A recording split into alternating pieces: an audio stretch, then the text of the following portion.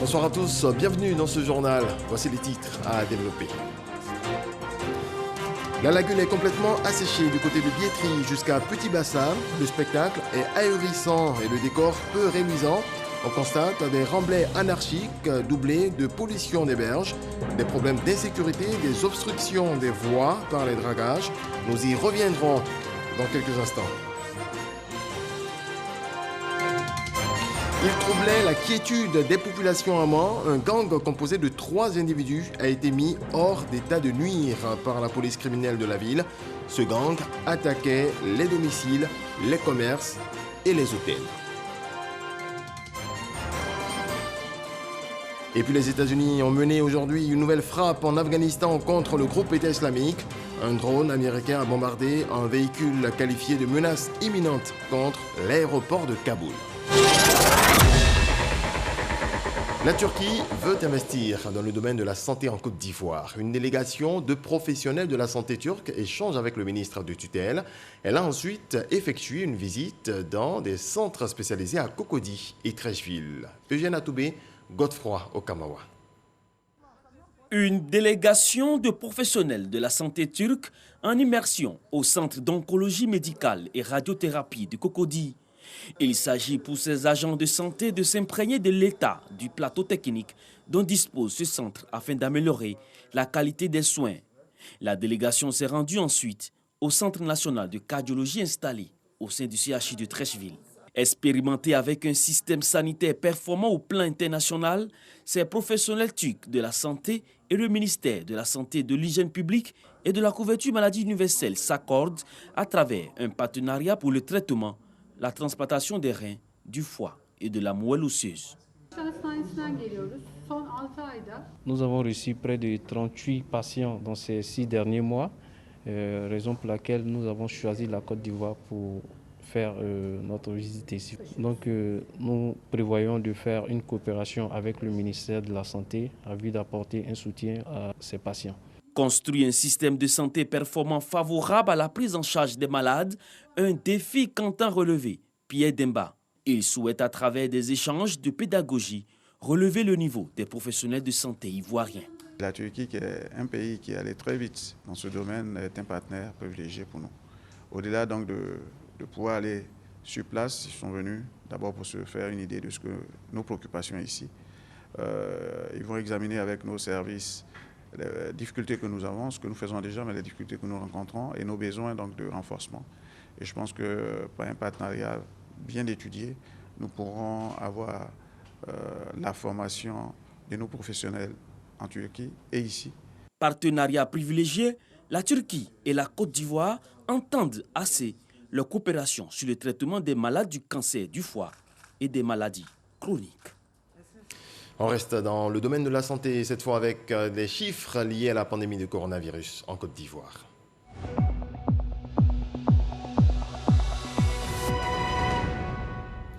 Le ministère de la Santé, de l'Hygiène publique et de la couverture maladie universelle a enregistré ce dimanche 29 août 2021 252 nouveaux cas de Covid-19 sur 5486 échantillons prélevés, soit 4,6% de cas positifs, 278 guéris et malheureusement 5 nouveaux décès. À la date du 29 août 2021, la Côte d'Ivoire compte donc 55 108 cas confirmés, dont 53 397 personnes guéries, 430 décès et 1282 cas actifs. Lourdes accueille chaque année 4 millions de visiteurs. Les 250 hôtels et maisons d'accueil de la cité Mariale, qui font de la ville la 2e place hôtelière de France, enregistrent d'habitude 2,6 millions de nuitées. Face au Covid-19, les hôteliers ont vu leur chiffre d'affaires baisser de 60 à 90%. Des emplois ont même été supprimés. Sephora Zegui et Sam Conan reviennent sur le cataclysme que vivent les professionnels du secteur. Regardons. Situé au pied des Pyrénées sur le Gave de Pau, La ville de Lourdes est la deuxième ville de pèlerinage dans le monde après Rome. Dans cette bourgade de 14 000 habitants cohabitent plus de 250 hôtels avec 18 000 chambres au total. Avec ses 3,5 millions de visiteurs par an avant la Covid-19, l'hôtellerie était l'attraction de la ville derrière le sanctuaire. Richard Perrosop est le blanchisseur de tous les hôtels de cette ville. La pandémie lui a fait perdre tout son personnel et a fait chuter son chiffre d'affaires. L'année dernière, on a perdu 60% du chiffre d'affaires, 60-70%. Et là, cette année, c'est encore pratiquement 50%. Voilà. Le hall de cet hôtel 3 étoiles ne désemplissait pas à cette heure de la journée. Aujourd'hui, c'est à peine 3 clients que la gérante a enregistré. Là, à cette période-là, quand même, on avait une centaine de personnes et on se retrouve avec une vingtaine de personnes. C'est une situation très compliquée. Il y a beaucoup de pèlerinages de diocèses qui ont annulé. Liliana Da Silva est employée dans cet hôtel depuis 4 ans et la situation sanitaire n'est pas à son avantage. C'était un peu compliqué, bien sûr.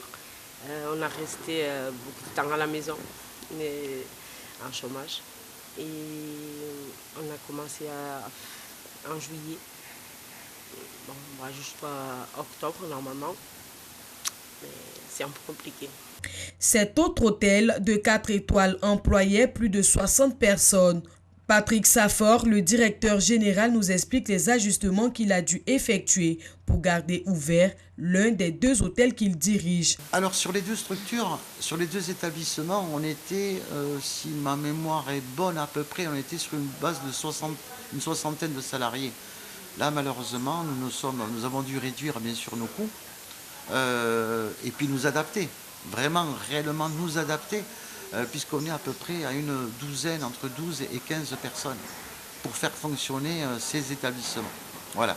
Alors, il y a des aménagements que l'État a apporté, des solutions telles que le chômage partiel, ce qui fait que nous avons pu garder, entre guillemets, ce savoir-faire de nos personnels qui travaillaient avec nous en 2019.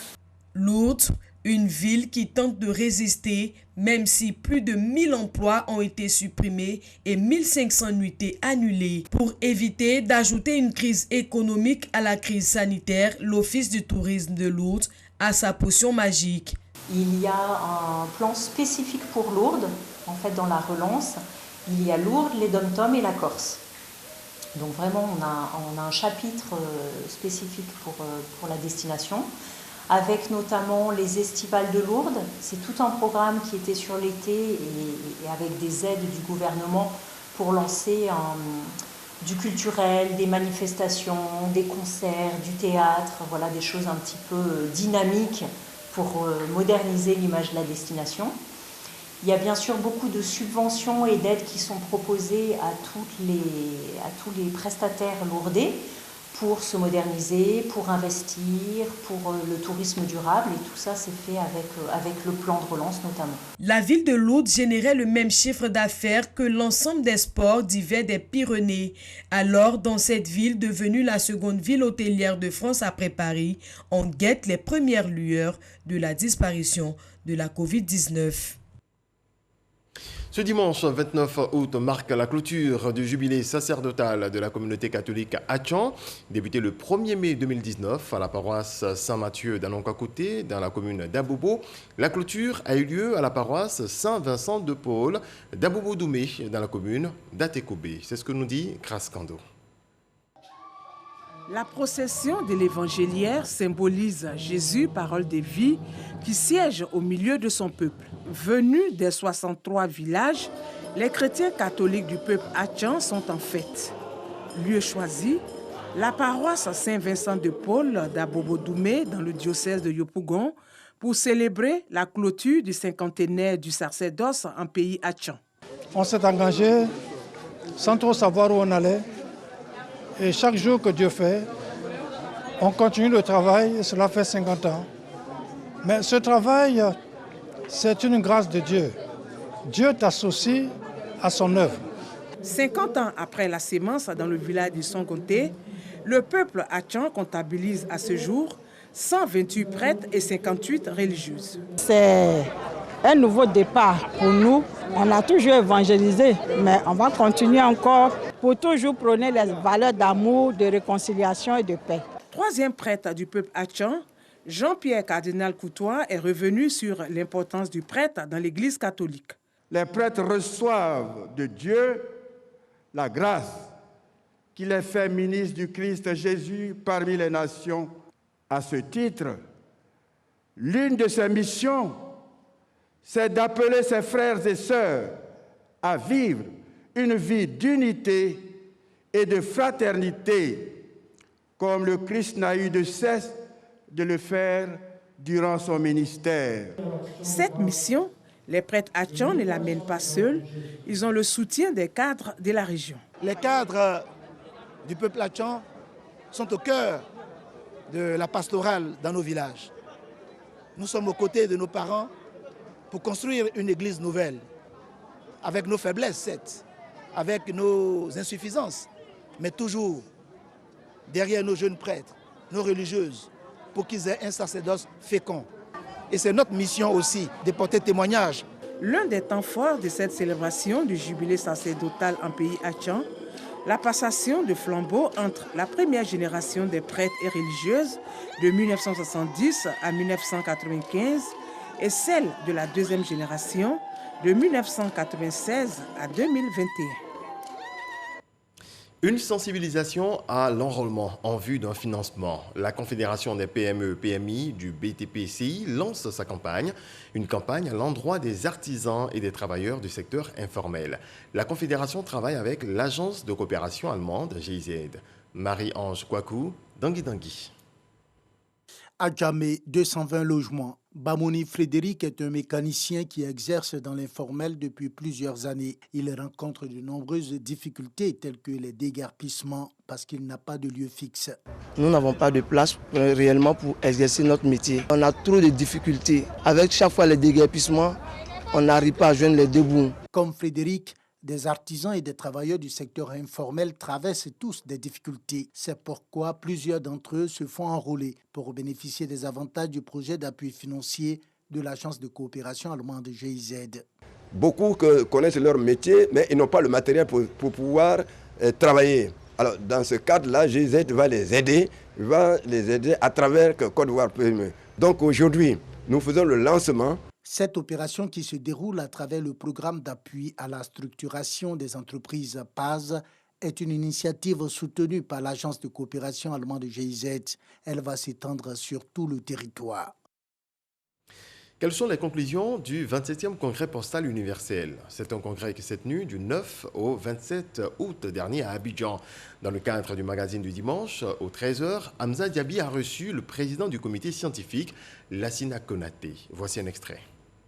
Il faut savoir que lorsque le congrès s'est réuni, tous les 4 ans, il fait le bilan du cycle passé et définit les termes de la stratégie pour le cycle suivant. Et la stratégie qui a été adoptée au niveau d'Abidjan, ça s'appelle la stratégie postale d'Abidjan ou la stratégie mondiale d'Abidjan.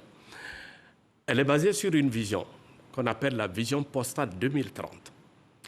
Et pris comme ça, c'est l'énoncé d'un certain nombre de directives qui peut amener tous les acteurs à jouer pleinement leur rôle, mais de façon plus spécifique. Cette stratégie est basée sur 3 axes stratégiques. Le premier pilier, c'est renforcer le rôle de l'Union postale universelle comme forum de coopération entre les États. 2, de faire en sorte que l'Union postale universelle puisse fournir aux États membres des services, des technologies à des prix abordables. Parce que n'oubliez pas que derrière, il y a la notion de service postal universel. Et enfin, jouer le rôle de centre de connaissances au service des États membres. On en vient à ce dossier annoncé en titre. Que restera-t-il de la lagune demain? C'est la question que se posent les experts en protection de l'environnement. Pour ce qui est vu du côté de Biétry, on peut le dire sans se tromper, la lagune est en train de disparaître. Le constat est clair, des engins draguent à longueur de journée la vaste étendue d'eau. Lagune de Biétry, la menace des remblais, le dossier de Jeanne Toubé. Société ivoirienne de raffinage à cire à Vridi, commune de Port-Boué. Dans le voisinage de la raffinerie Spintos, une entreprise de génie civil spécialisée dans la production de béton. Spintos et la cire sont en opposition sur une question qui porte sur leur rapport à la lagune qu'ils ont en partage. Les responsables de la cire crient à la menace du bassin d'épuration de la raffinerie à cause, disent-ils, du remblai effectué sur la lagune par le voisin. Le responsable de l'entreprise de production de béton s'en défend. Je ne remblais pas. C'est du fait de mon activité que le remblai s'opère. J'exploite, je tire le sable et je le revends. Le remblayage que j'ai fait, ça ne veut pas boucher la lagune. Ça pas. On dit qu'il y a leur balise au large de l'eau. Il y a un gros tuyau qui est derrière ma clôture qui sert de refroidissement et de rejet des déchets. Je souhaite que la CIR et le ministère de l'Environnement qu'on ait une séance de travail pour conjuguer. À la CIR, comme dans le village, ce sont des remblayages, surtout anarchiques. Et la CIR a posé sa préoccupation compte tenu de son barrage qui se trouve, que vous avez vu sur l'eau. Parce que ce barrage, s'il n'y a pas assez de tirants d'eau, dès qu'ils ont un problème, ça peut générer à tout cas l'inondation comme la pollution.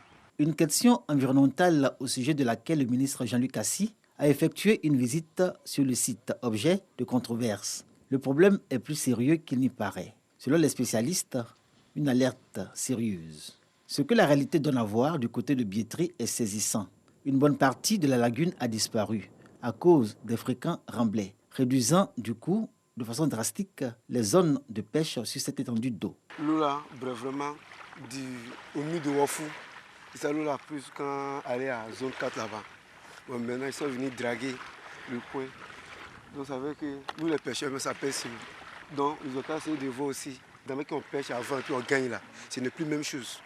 C'est changé. Vous voyez le remblai de grande envergure qui va jusqu'à la pergola, jusqu'à derrière le 31e arrondissement, commissariat de police. Mais la lagune est fermée. Et c'est normal, il reste peut-être, je crois, 15 à 20 mètres pour laisser passer, n'est-ce pas, pour laisser passer l'eau. C'est devenu un bras. Or, c'était toute une lagune. Bien entendu, cela peut endommager la balise flottante de la CIR. C'est la cote d'alerte, préviennent les experts. Dans le village d'Abia-Biéty, le front lagunaire, en partie occupé par les habitants, a perdu de sa superbe. On ne voit plus que le fruit du passage des dragues. C'est un vrai désastre. Tout est déversé dans cette lagune. Il y a des déchets. Des milliers de poissons meurent dans cette lagune.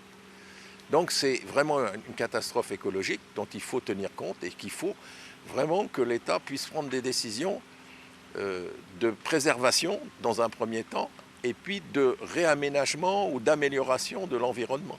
C'est une préoccupation que le chapeau avait déjà relevée. On a fait une étude et l'étude a proposé un plan d'action pour restaurer ces lagunes-là. Un plan d'action à 11 fiches projets. Dans ce projet, il y a aussi la sensibilisation des populations. Il y a les équipements qu'il faut acquérir. Si tous ces fiches projets pouvaient être financés, ça ne pouvait résoudre ce problème. Pour qui a connu le très célèbre réceptif hôtelier Le Wafou, peut avoir une claire idée de la tragédie que vit la lagune du côté de ce village. Là où il y avait les bungalows sur pilotis, plus d'eau. On ne voit plus que du sable, rien que du sable. La chefferie d'Abia-Biéty avoue que c'est à sa demande que la lagune a été draguée à des fins d'extension du village. En voulant faire l'extension, je pense qu'il y a les limites et nous sommes prêts à échanger pour voir où on doit s'arrêter et ce qu'on doit faire. Les gens pensent que la chefferie est en train de vendre le village ou bien ils sont en train de vendre, c'est pour vendre le terrain. Non, non, non. En fait, le village est petit. On dit le village partait jusqu'au CHU de Treichville. Tout ça, ça a été pris. Ils veulent faire un agrandissement, faire la construction. La question de l'extension du village d'Abia-Biéty, justement, a été au centre d'une rencontre entre la notabilité de ce village et le ministre de l'Environnement et du Développement durable. Pour l'heure, Jean-Luc Assy a demandé la suspension des opérations de remblai. Le temps pour le ministre de recueillir les préoccupations de toutes les parties, les riverains notamment, des opérateurs économiques exploitant la lagune à des fins touristiques. C'est avec eux qu'il a échangé. Et visiblement, ceux-ci regroupés en collectif n'approuvent pas l'action menée par la chefferie d'Abia Abieti à l'argument qu'il la soupçonne de remblayer pour le compte d'une société immobilière.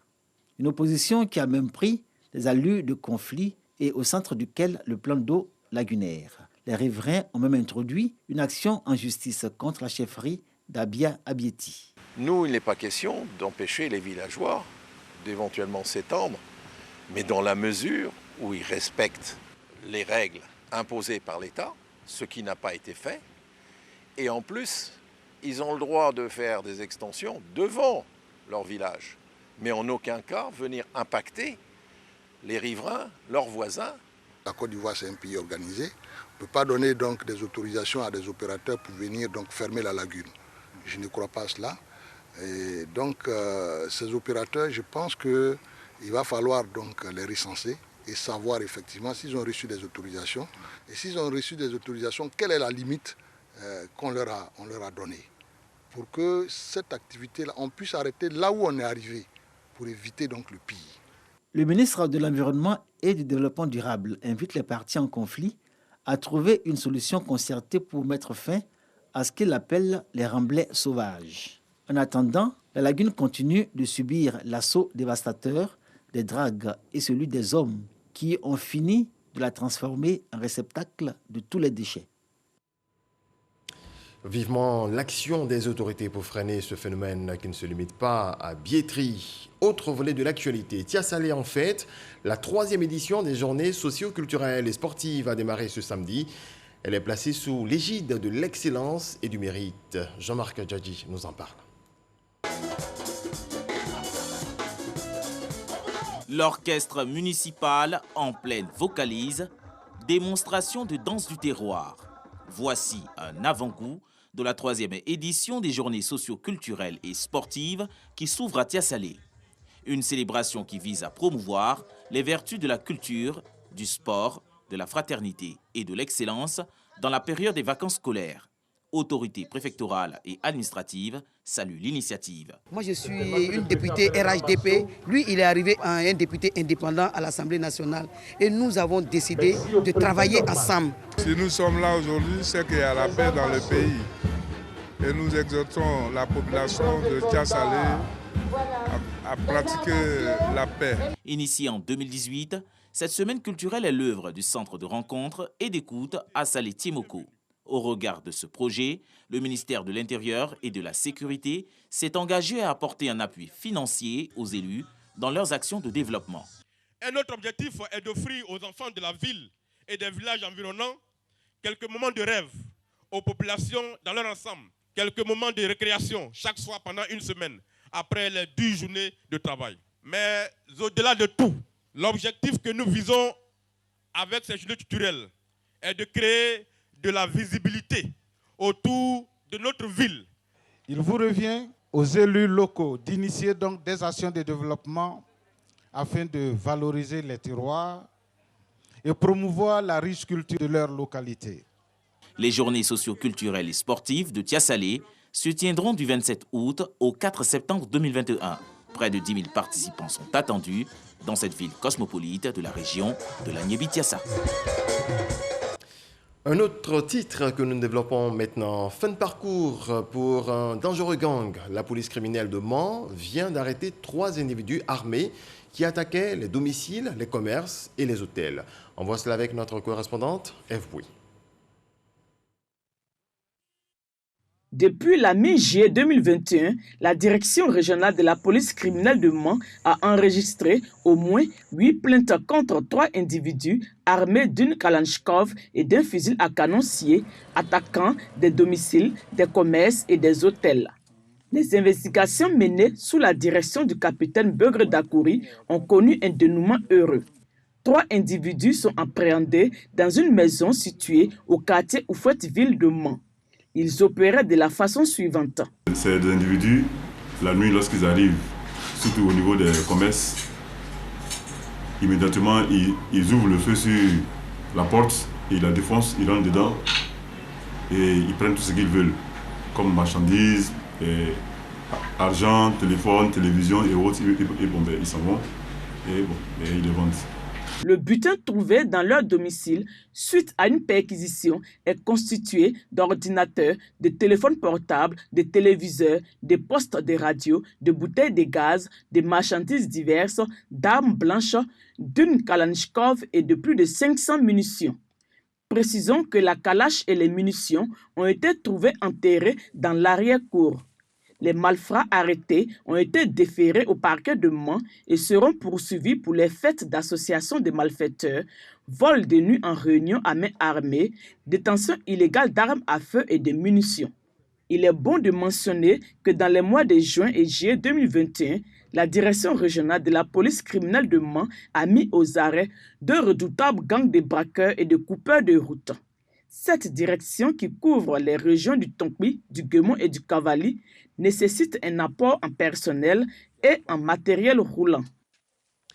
Et puis dans le reste de l'actualité, les États-Unis ont réalisé ce dimanche à Kaboul une frappe défensive de drone contre un véhicule chargé d'explosifs afin de supprimer une menace imminente du groupe État islamique contre l'aéroport. C'est ce qu'a annoncé le Pentagone. Nous sommes certains d'avoir atteint la cible, a précisé Bill Urban, porte-parole du commandement central. Les talibans ont soudainement repris le pouvoir le 15 août dernier. Depuis, plus de 110 000 personnes ont quitté le pays à bord d'avions affrétés notamment par les Occidentaux qui se succèdent sur le tarmac. Et puisque nous avons les pieds à l'extérieur, nous y restons pour le 7 sur 7, toute l'actualité qui a marqué la semaine. Regardons.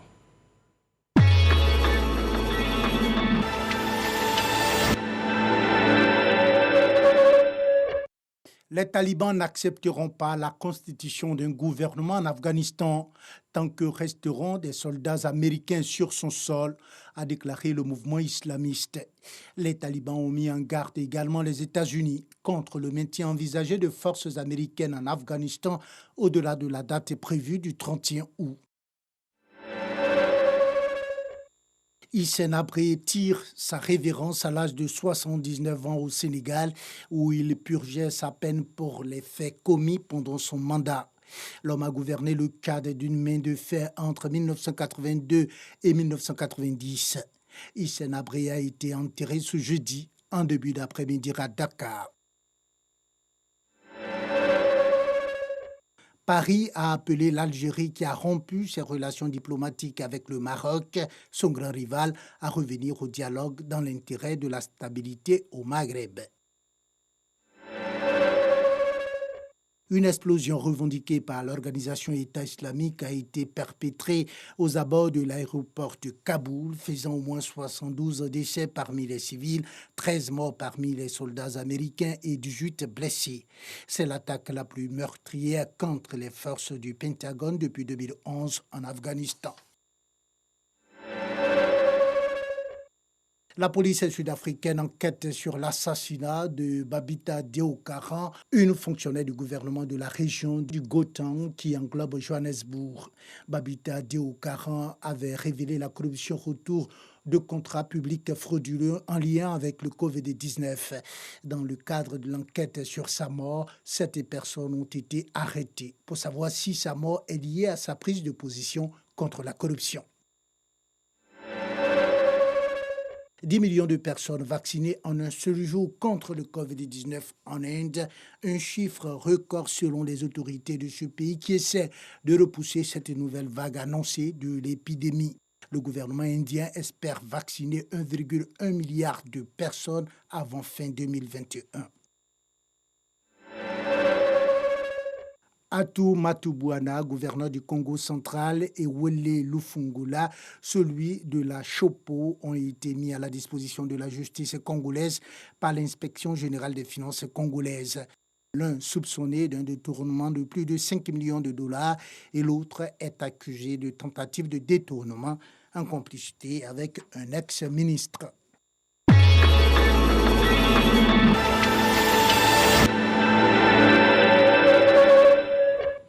Le 7 sur 7 avec Lorgoriti et Dangui Dangui. Voilà, c'est ici que prend fin ce journal. Excellente nuit sous la protection du Très-Haut.